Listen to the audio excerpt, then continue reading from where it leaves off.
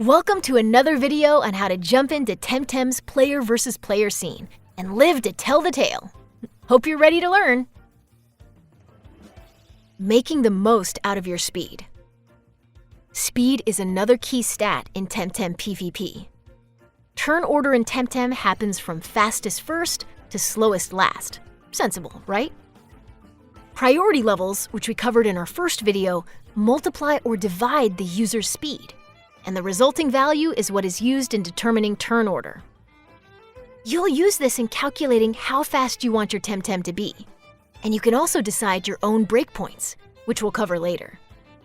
A good example for gears would be if you have a chamomile user that's faster than a heater user. Chamomile will activate first, and your Tem won't get burnt by the effects of the heater. This can lead to some really dynamic interactions.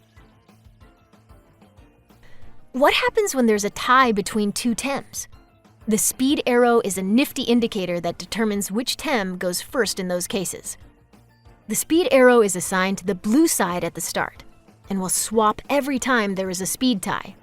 You can find the speed arrow in your battle log, and it's a good idea to keep an eye on it during PvP matches. What is a speed breakpoint? A speed breakpoint is one of the most important parts of the metagame. You target a specific Temtem and invest speed TVs until you end up at least one speed faster than your Tem's main counters. This is called speed creeping.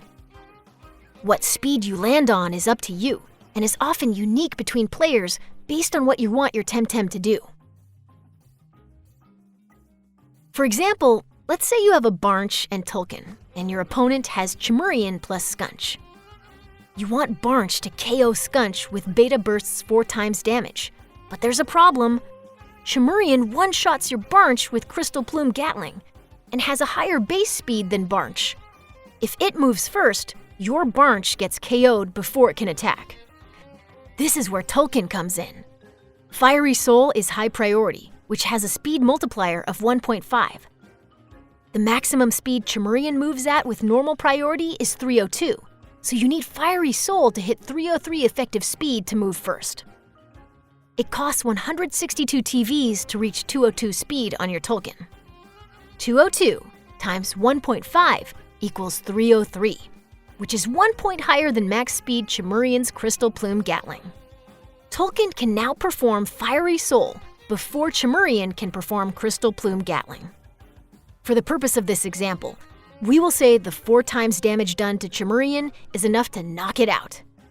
Now Barnch doesn't take damage from Chimurian, and as a result, is still around to beta burst that pesky Skunch for another KO. In this matchup, speed made all the difference. What are speed tiers? Speed tiers are the minimum, medium, and maximum speed of any given Temtem. Example case.